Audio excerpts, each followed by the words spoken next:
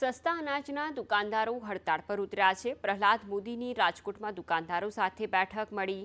ગુજરાત ફેર price shop એસોસિએશનના પ્રમુખ પ્રહલાદ મોદી સૌરાષ્ટ્રભરના દુકાનદારો સાથે બેઠક બાદ નિવેદન પણ સામે આવ્યું। સરકાર સાથેની બેઠકો નિષ્ફળ ગઈ છે તેવું તેમણે કહ્યું છે।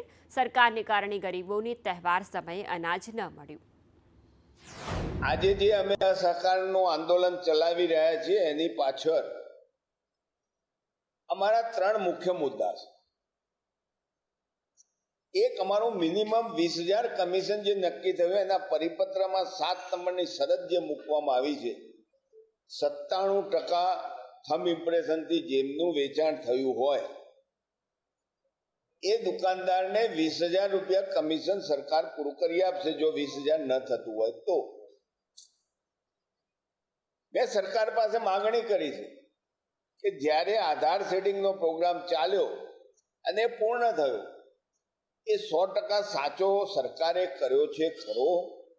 કર્યો હોય તો સર્ટિફિકેટ આપો, ન કર્યો હોય તો 97%ને ડ્રોપ કરો।